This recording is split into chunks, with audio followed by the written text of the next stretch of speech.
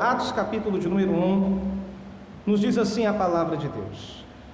Versículo de número 1: Fiz o primeiro tratado, ó Teófilo, acerca de tudo que Jesus começou, não só a fazer, mas a ensinar, até ao dia em que foi recebida em cima, depois de ter dado mandamentos pelo Espírito Santo, aos apóstolos que escolhera, aos quais também, depois de ter padecido, vivo, se apresentou com muitas provas infalíveis, sendo visto por eles pelo espaço de 40 dias, e falando das coisas concernentes ao reino de Deus. E estando com eles, determinou-lhes que não se ausentassem de Jerusalém, mas que esperassem a promessa do Pai, que disse ele: de mim ouvistes, porque na verdade João batizou com água, mas vós sereis batizados com o Espírito Santo, não muito depois desses dias.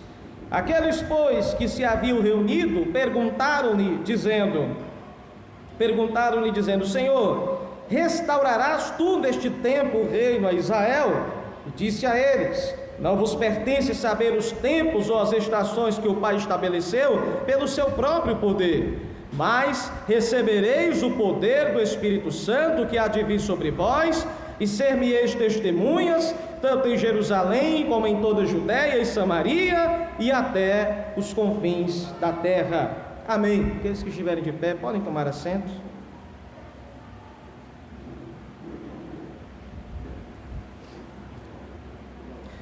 Algumas coisas que nós já meditamos, irmãos, no culto anterior. Primeiro, o livro de Atos foi escrito pelo evangelista Lucas. Ele não era apóstolo, mas ele é um evangelista, porque é aquele que escreveu um dos 4 evangelhos da Bíblia. Lucas tinha por profissão ser médico, e por ele ser um médico, ele ser alguém mais intelectual, estudado, ele era muito analítico. Obrigado. Ele era muito analítico, ou seja, ele era muito detalhista. Então nós podemos perceber que tanto no evangelho de Lucas como em Atos, nós vamos ver um homem que é preocupado com detalhes. É um homem que vai investigar, que vai se aprofundar, que vai estudar, e que vai ter um linguajar então bem dedicado em descrever com exatidão tudo aquilo que aconteceu. Esse é o vaso escolhido por Deus, chamado Lucas.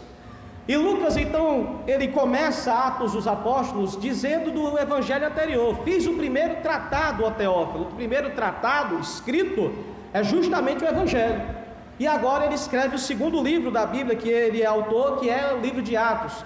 E qual é o objetivo maior, pastor Diego, do livro de Atos? É registrar como a igreja reagiu diante de várias situações. É registrar o nascimento da igreja.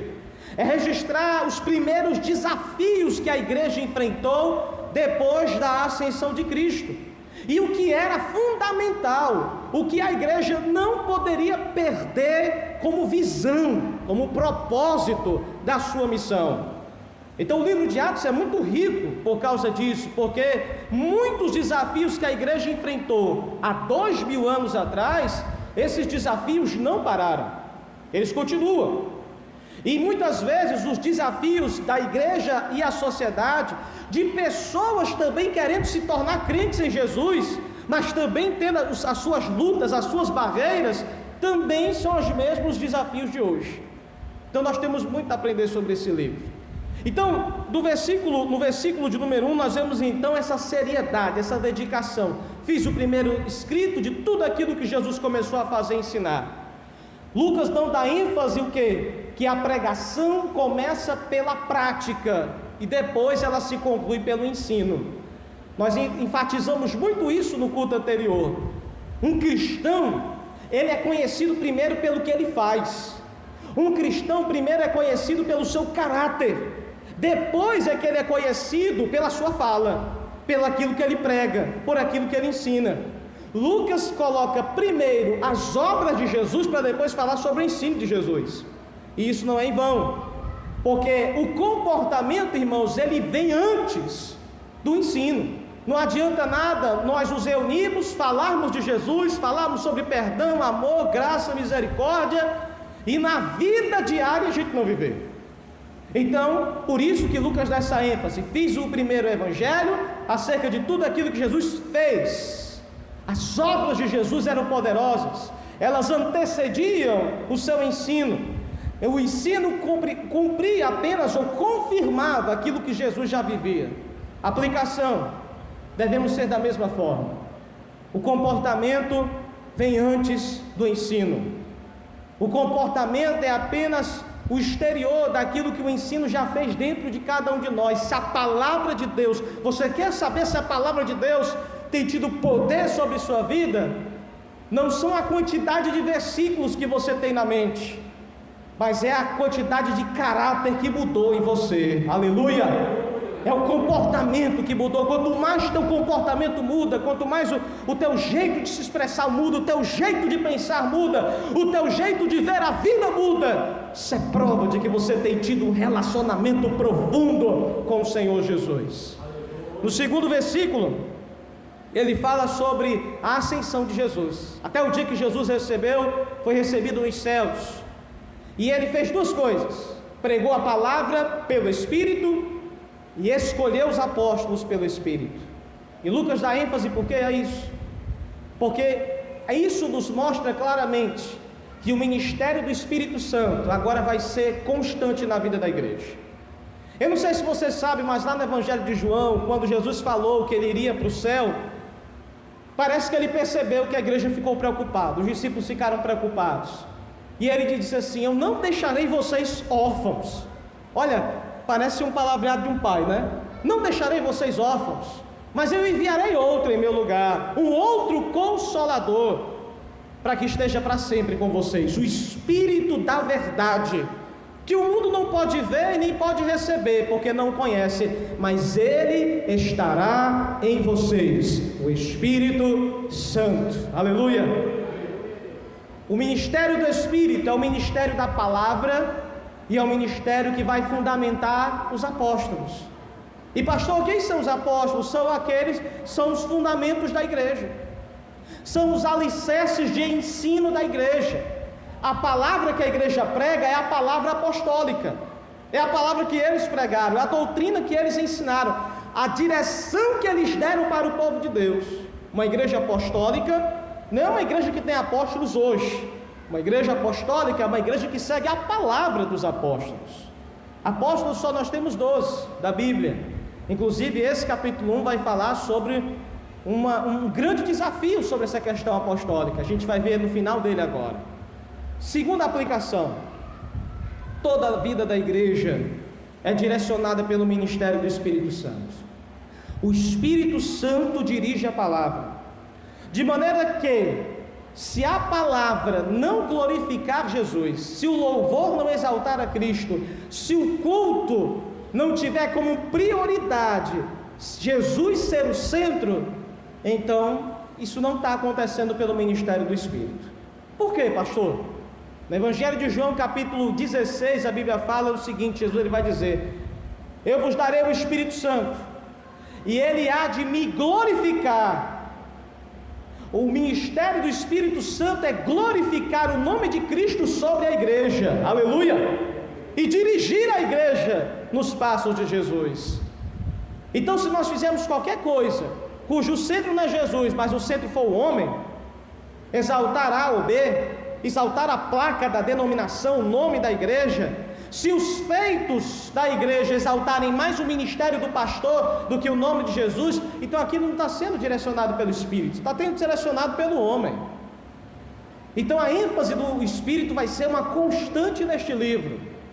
A aplicação é essa: se você quer saber se você está sendo direcionado pelo Espírito Santo, não esqueça, o Espírito sempre vai glorificar o nome de Jesus. O que Deus te mandar fazer, se é de Deus, no final Deus vai ser engrandecido e glorificado. E isso é uma coisa tão maravilhosa, sabe por quê?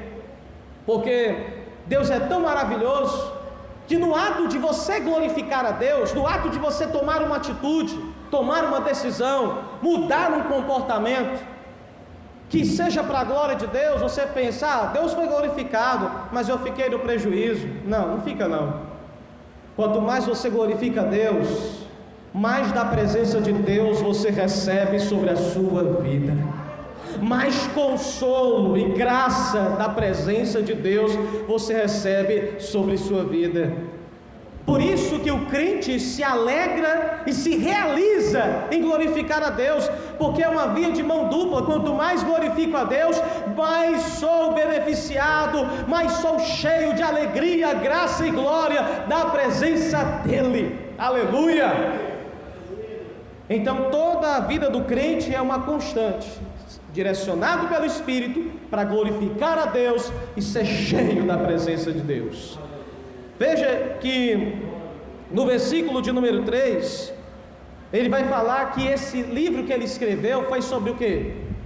Apresentou-se Jesus ressuscitado com provas infalíveis durante o espaço de 40 dias e falou com a igreja sobre as coisas do reino de Deus. Ei, nós não precisamos ter medo de questionar com sinceridade as verdades da Bíblia. Quando Lucas fala assim, Jesus apresentou-se ressuscitado durante 40 dias com provas infalíveis, o que é que ele está querendo dizer? Que Jesus foi provado, que os apóstolos experimentaram, evidenciaram, testaram e aprovaram: este homem venceu a morte, está vivo, louvado seja Deus. Tomé foi um dos primeiros, como você já sabe. Se eu não ver a marca do lado e não ver a marca nas mãos e nos pés, eu não vou crer que seja ele. Pode ser outro, mas não é ele. E quando ele se apresentou para Tomé, Jesus ressuscitado, e disse: Tomé, pega em mim, toca em mim. Nós aprendemos, irmãos, com a seguinte aplicação: não há problema em pedir prova de Deus. Não há problema. O problema é mesmo que depois, aprovado por Deus, você ainda não queira crer. Aí nós temos um problema. Não há problema em questionar, não há problema em perguntar, não há problema em verificar. Lucas fala, ele foi provado e as provas foram infalíveis. Nada poderia contradizer que Cristo venceu a morte. E a gente não viu Jesus uma ou duas vezes. Eu fico pensando assim, que alguém poderia argumentar: ei apóstolos, ei discípulos de Jesus, loucos, vocês viram Jesus 2, 3 vezes? Ei, isso foi uma histeria, isso aí foi uma ilusão coletiva. Vocês se iludiram, todo mundo junto, foi coisa da imaginação de vocês. 40 dias vendo Jesus todo dia, não tem como ser ilusão. O homem esteve vivo, venceu e ali estava guiando a sua igreja. Aleluia! Então Deus não tem medo de ser questionado, Deus não tem medo de ser provado. O problema não é a prova, o problema é a incredulidade depois da prova. Esse é o problema. Então nós precisamos crer na palavra de Deus e não ter medo de questionar as verdades da Escritura. As provas de Deus, portanto, são infalíveis. E quanto mais testamos e provamos, mais vemos a palavra de Deus sendo aprovada. A palavra de Deus é provada e aprovada sobre as nossas vidas. Veja no versículo 4, que a partir de agora a gente vai entrar num bloco de assunto. Esse assunto agora é sobre evangelismo e sobre a questão da capacitação. Deus, quando nos resgatou, Ele não nos deixou sem um propósito na vida. Você pode casar, você pode ter filhos, você pode ter um emprego, você pode prosperar no seu emprego, você pode ter projetos humanos, e não há nenhum problema nisso, desde que todos esses projetos estejam sobre uma direção. Qual é a direção, pastor? No final de tudo, você testemunhar do que Jesus Cristo é na sua vida. Que através de todas as suas atitudes você possa dizer que Cristo te salvou, Cristo mudou e transformou a tua vida. Você ser uma testemunha de Jesus, você pregar e falar do quanto Jesus é maravilhoso e como Ele transformou o teu coração. Essa é a grande missão de nós. Então não existe a necessidade, a regra geral, não há necessidade de perdermos emprego, perdermos bens, perdermos casas para seguir Cristo. Nós precisamos, com aquilo que temos, continuar pregando o Evangelho e fazendo de Jesus o centro da nossa vida. Isso está em concordância com Mateus 6. Jesus ele vai dizer em Mateus capítulo 6, buscai primeiro o reino de Deus e a sua justiça. E todas as outras coisas, que coisas eram essas? Era roupa, alimentação, sustento, e todas essas outras coisas serão acrescentadas sobre vocês, porque o vosso Pai sabe que vocês precisam delas. Então, meus irmãos, Jesus ele começa no verso 4 dizendo: sei, apóstolos, vocês têm uma missão agora.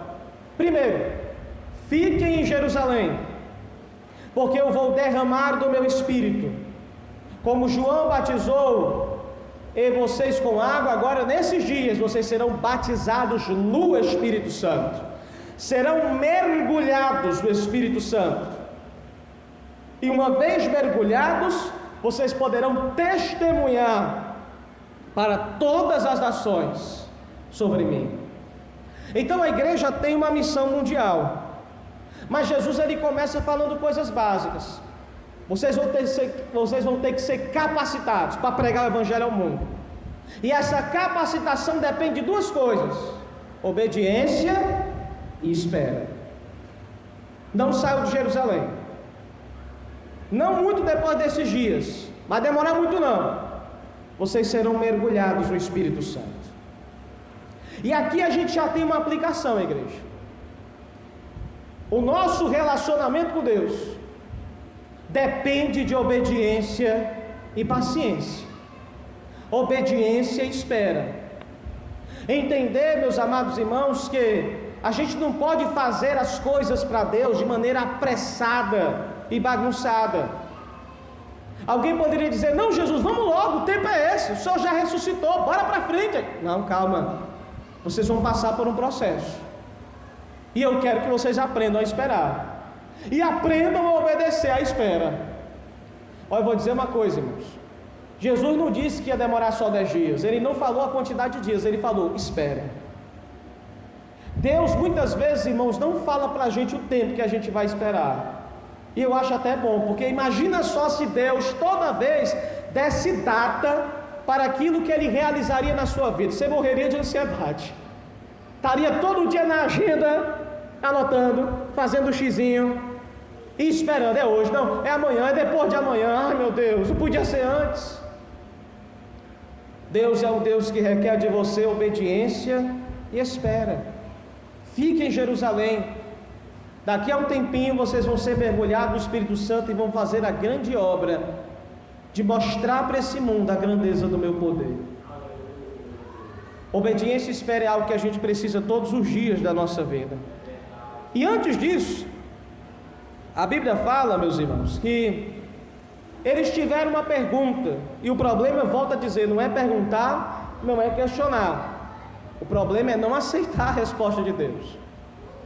No versículo de número 7, no versículo de número 6, os discípulos fizeram uma pergunta sincera: Senhor, o Senhor já ressuscitou? É nesse tempo, é agora, Senhor, que todas as coisas vão ser restauradas? É nesse momento que o Senhor vai restaurar o reino de Israel, o teu reino, do teu povo? O Senhor vai vencer toda a maldade desse mundo? Vai estabelecer o teu reinado eterno? Vai governar as nações? É agora, Senhor. E aí Jesus volta a chamar a atenção deles para o que ele já falou anteriormente. Jesus disse: ei, não é da autoridade de vocês, não compete a vocês, não está na prioridade da vida de vocês tentar ficar adivinhando o dia da minha vinda, ou quando eu vou voltar para estabelecer o reinado dos céus. E pronto. Quem estabeleceu isso foi meu Pai, pela sua exclusiva autoridade. Sabe uma coisa, irmãos? Preste atenção comigo. Isso aqui é meio frustrante. Cristo como Deus talvez não se sentiu abalado, mas eu e você nos sentiríamos.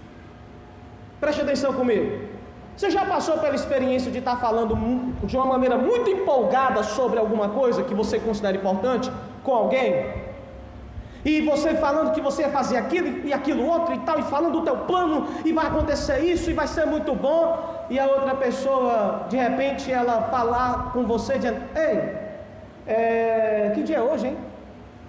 E você perceber que a pessoa não se empolgou em nada com aquilo que você disse. Você já passou por isso? Com certeza já. Com certeza você já se frustrou em ver que você falou muito de algo importante para você, para alguém que não estava dando a mínima bola. Eu quero dizer para você que aconteceu algo parecido aqui. Jesus não se frustrou, ele não foi impactado por isso, mas a pergunta não fazia muito sentido. Jesus estava falando agora que um novo tempo ia começar, a igreja precisava alcançar o mundo pela pregação do Evangelho. Os cristãos deveriam sair por todos os lados dizendo que Jesus podia transformar vidas, transformar corações, que o sacrifício foi feito por ele e agora todos têm uma oportunidade de segunda chance. São boas novas, o nome Evangelho é isso, boas notícias. E os apóstolos fazem uma pergunta falando do final dos tempos. E é agora que o Senhor vai restaurar tudo? Não, meu filho, não é agora não. Agora é hora de pregar o Evangelho. Agora é a hora de impactar cada vida desse planeta, de conquistar cada coração. Agora é a hora de apregoar liberdade aos que estão presos. Agora é a hora de dar restauração de vista para os que estão cegos. Agora é a hora de pregoar o ano aceitável do Senhor. Aleluia! Não é a hora do Apocalipse. Não é a hora, não vou voltar agora, eu estou subindo agora. Vai demorar um tempo. E aí por isso que Jesus desconversa e ele fala no verso 8: mas vocês receberão poder ao descer sobre vocês o Espírito Santo. Então ele puxa o assunto, ele puxa a prioridade dos apóstolos novamente para o que é essencial, para o que é o dever da igreja. E o dever da igreja é se ser cheio do Espírito Santo para testemunhar de uma forma poderosa, impactante, para mudar esse mundo. Irmãos, vamos fazer aqui um adendo. Ei, o problema não é a gente falar sobre a volta de Jesus. A igreja fala sobre a volta de Jesus. A igreja fala que Jesus em breve voltará. A igreja mostra para o mundo que os sinais estão se intensificando a cada geração, que muitas coisas que no passado eram impossíveis de acontecer, agora já estão acontecendo, que a cada século um palco tem se organizado para que no final de todas as coisas, todas as profecias do Apocalipse se cumprem, e a igreja não deixa de pregar isso. Mas meus irmãos, não esqueçamos que a prioridade da igreja não é fazer o que os apóstolos fizeram, se antecipar perguntando: o senhor vai vir hoje? Jesus vai voltar nesse século? O anticristo é o presidente do país tal que agora se levantou, porque ele parece muito, os sinais dele são muito parentes. Será que agora a besta do Apocalipse vai se levantar? Não é nossa prioridade. Nós falamos que isso vai acontecer porque está escrito, nos mostrando que em breve tudo se cumprirá. Mas a nossa prioridade não é perguntar se ele volta hoje. A nossa prioridade, de acordo com o livro de Atos, é sermos cheios do poder de Deus para pregar o Evangelho ao mundo. E nós vimos que a igreja evangélica no Brasil está ficando meio com uma crise por causa disso, porque pessoas não se dão muito bem com o Apocalipse. Você sabia disso? Não se dão bem. Em que sentido, pastor? Quando as pessoas percebem que as profecias do Apocalipse estão se organizando para poder se cumprir, só diz: Jesus vai voltar, glória a Deus, e ficam de braços cruzados e ficam angustiadas. Ele vem a qualquer hora, e o anticristo está aí, está às portas, o mundo está se tornando um só, a economia, a política, as religiões estão se aproximando, o fim está chegando, e a pessoa fica de braço cruzado.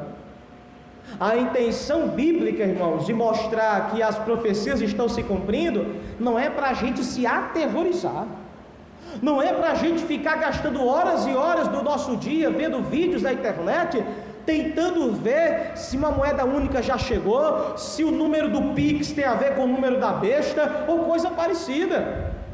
Não é para a gente ficar travados. Ele está voltando, então vamos esperar. Não. Jesus, Ele quer que você pregue a palavra a tempo e a fora de tempo, aleluia, como disse o apóstolo Paulo. O que Jesus quer, meus amados irmãos, é que a gente olhe aqueles que estão perdidos e sejamos luz para quem está em trevas, que a gente ame o próximo como a nós mesmos. Jesus, Ele quer que você seja ativo, que você trabalhe, que você faça a diferença nesse mundo, seja sal da terra e luz, que você seja um sabor que influencia onde quer que você chegue. Jesus, Ele quer isso. Ele não quer que você se trave, que você se angustie, que você se desespere, porque afinal de contas, enquanto o mundo talvez se desespere por um cenário caótico que pode estar aí na nossa porta, a igreja tem todos os motivos para se alegrar, porque ela olha as profecias se cumprindo. O que a igreja vai dizer? Maranata, ora vem Senhor Jesus, o Senhor está chegando, o Senhor vem buscar seu povo, o Senhor vem buscar a sua igreja, e Ele vem buscar uma igreja que está trabalhando para o reino de Deus, uma igreja que está brilhando, uma igreja que está sendo luz. Aleluia!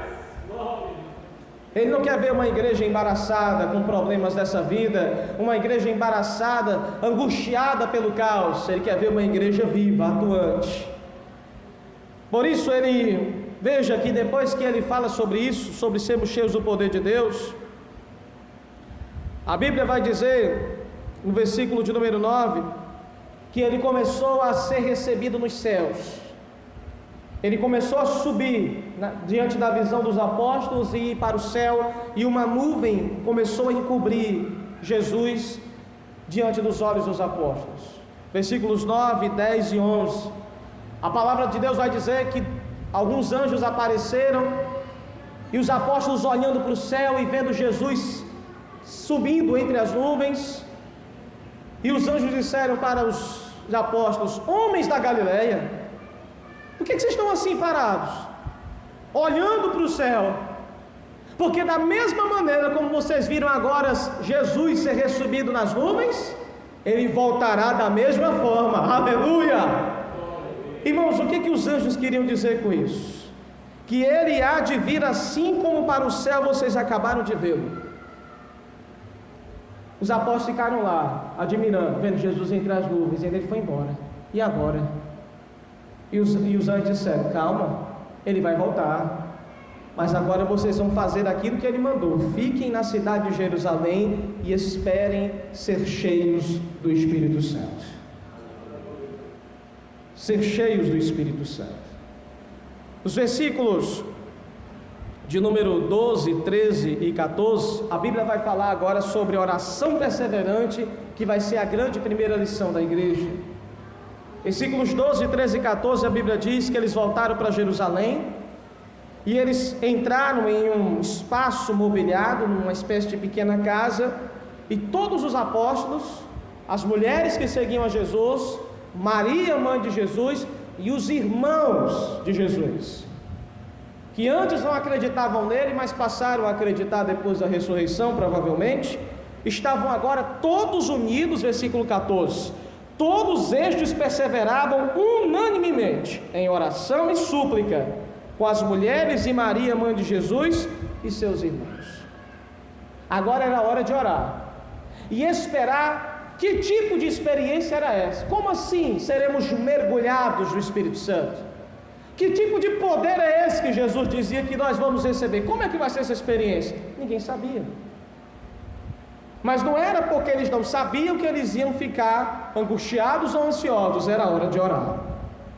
Aplicação: você não sabe quando Deus vai operar, você não sabe quando é que uma promessa de Deus vai cumprir-se sobre sua vida, mas uma coisa você sabe agora, pelo que a palavra de Deus te ensina nessa noite: o tempo de espera é um tempo que deve ser preenchido com oração. E oração é uma batalha, oração é uma luta, oração é uma guerra, oração e súplica até o dia da promessa do Espírito Santo se cumprir, oração e súplica até o dia que começarmos a sair para este mundo pregando o nome de Jesus. Oração e súplica, é hora de a gente orar. Uma outra característica dessa oração e súplica, porque essa oração, igreja, não era uma oração dispersa. Não era um orando e outro calado. Não era dois orando e outros dois olhando para o teto.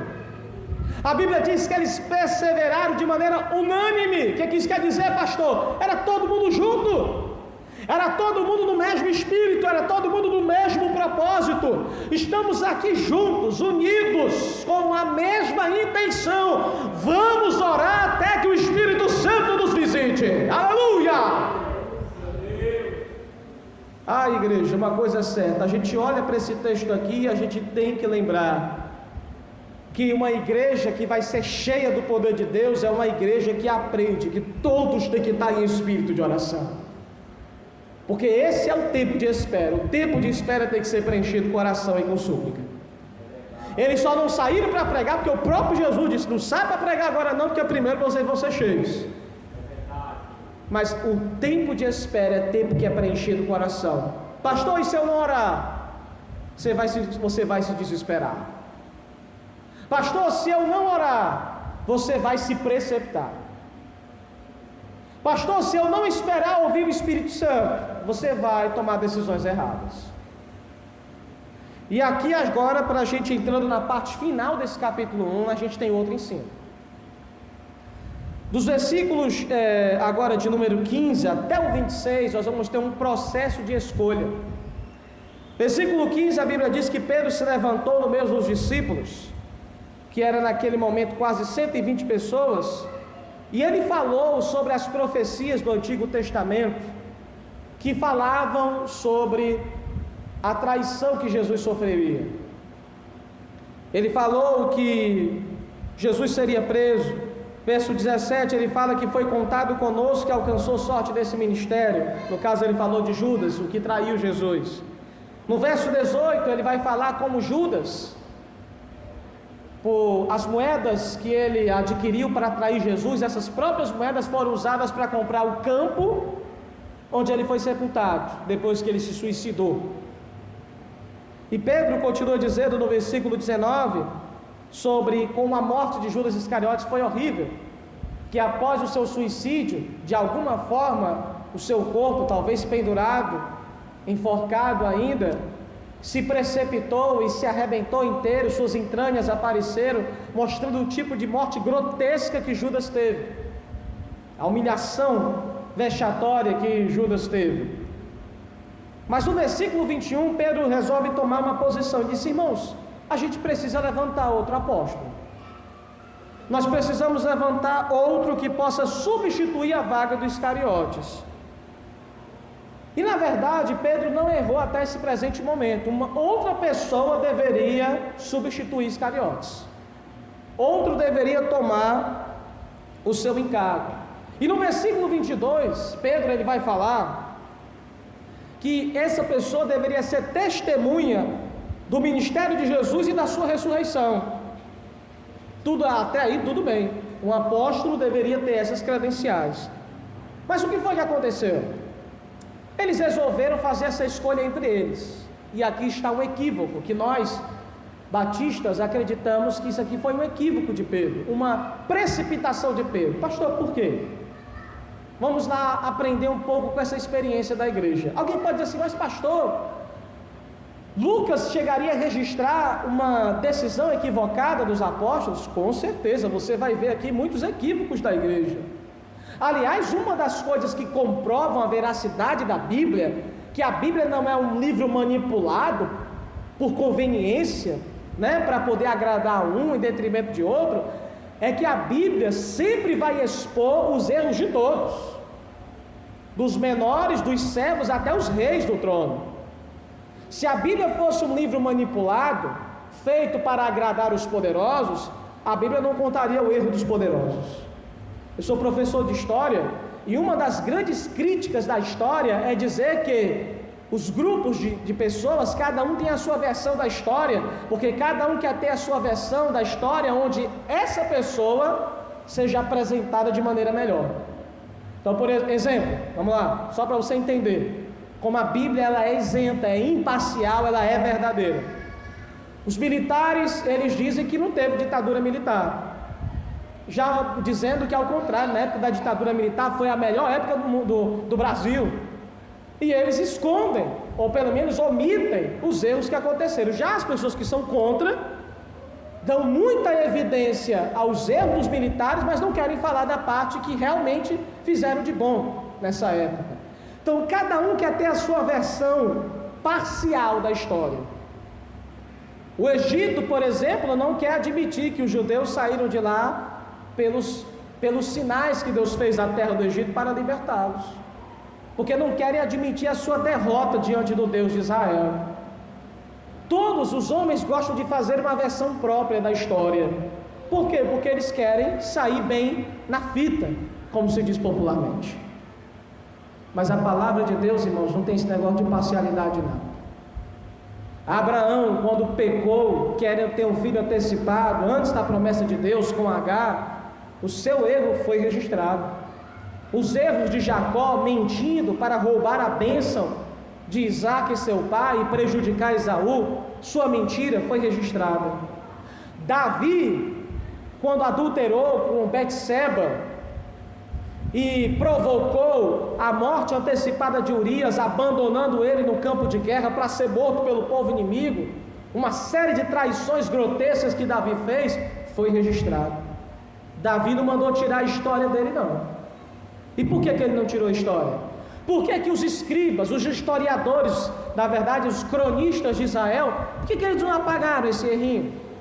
Por que não apagaram o erro de Moisés, que deixou de entrar na terra de Canaã porque pecou contra Deus nas águas de Meribá, se eu não me engano? É porque a Bíblia, irmãos, não é a história dos homens.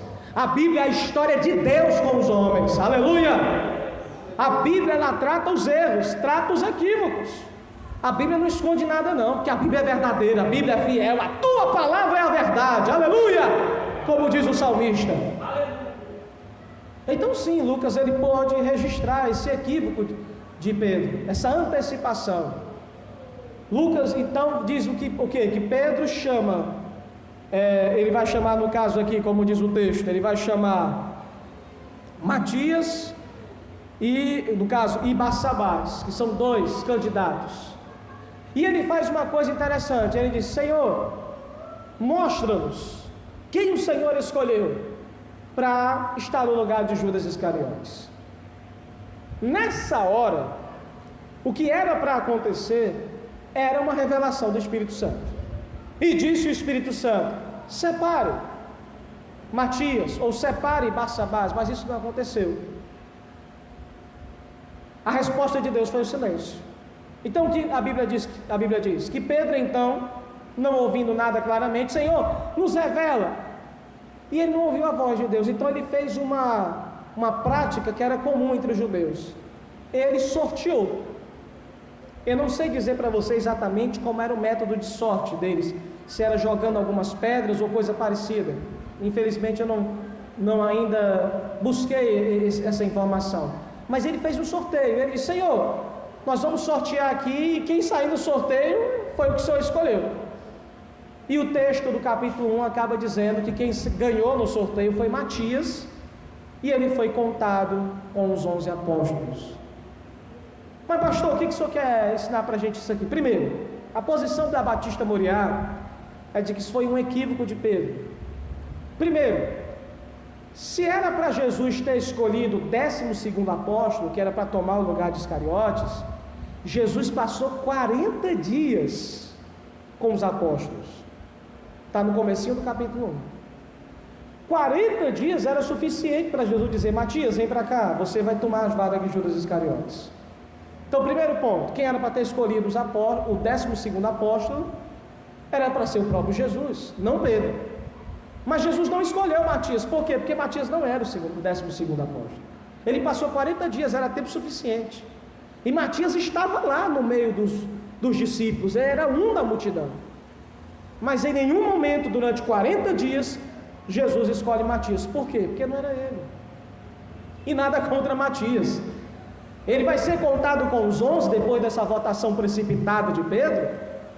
E nada contra Matias. Matias vai ser um homem de Deus, vai ter um grande ministério, mas não fora ele escolhido. Segundo, o Espírito Santo não disse nada. Então Pedro se viu forçado a fazer um sorteio. E você vai ver durante todo o livro de Atos que, como por exemplo em Atos 13, quando a igreja de Antioquia orava, o Espírito Santo disse: separe Paulo e Barnabé para uma obra missionária que eu tenho chamado a eles. O Espírito Santo foi bem claro e deu nomes. Paulo e Barnabé vão sair dessa igreja e vão evangelizar o mundo. Aplicação: quando Deus nos fala, Ele nos fala de maneira clara. Quando Deus nos fala, Ele não nos deixa em suspense, Ele não nos deixa com medo.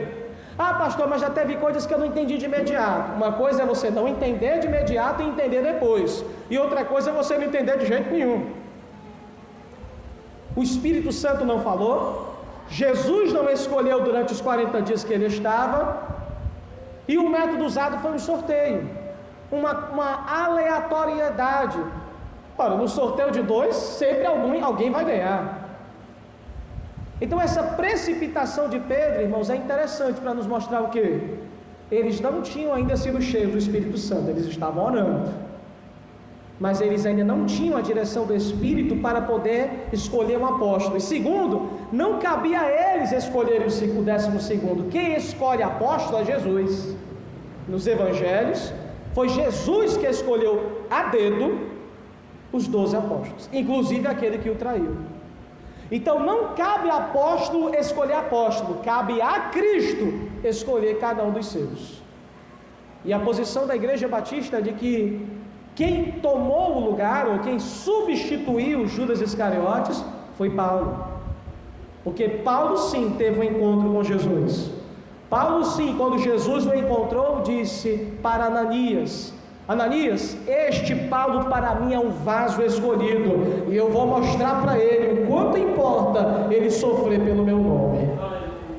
E quando ele encontra Paulo, diz: vai, porque você para mim é um vaso escolhido para levar o meu nome perante as nações e perante os reis. Aleluia! E o ministério de Paulo é comprovado pela própria produção bíblica, igreja, porque de todos os apóstolos, ele foi o que mais escreveu e doutrinou a igreja. Um vaso que teve extraordinária graça sobre sua vida. Mas essa decisão de Pedro, precipitada, serve como exemplo. Não tome decisões sem primeiro ouvir o Espírito. Não deixe para você tomar decisões na sorte, na aleatoriedade. Espere a direção clara de Deus. Espere, ore e espere, ore e persevere em oração, porque Deus há de dar direção para você. A gente finaliza, portanto, esse primeiro capítulo de Atos. Muitos ensinos, mas o principal deles é: a igreja foi chamada com uma missão: pregar e evangelizar. A igreja prega e evangeliza no seu máximo potencial quando ela está cheia do Espírito Santo. A igreja começa a pregar, inclusive, de maneira gradual. Isso aqui eu acabei nem abordando, mas de maneira gradual. Jerusalém, Judeia, Samaria e até os confins da terra. O crente é chamado a primeiro pregar, testemunhar pelos mais próximos. Depois ele vai ampliando a sua pregação e ele vai até onde Deus o mandar. Somos chamados a isso. Guarde essas palavras em seu coração. Medite sobre a Escritura. Deus tem um plano na sua vida, Deus tem um plano na minha vida. Não estamos aqui por acaso. Há poder de Deus e há uma missão que o Espírito Santo quer lhe usar no reino do céu. Amém? Vamos ficar de pé em nome de Jesus.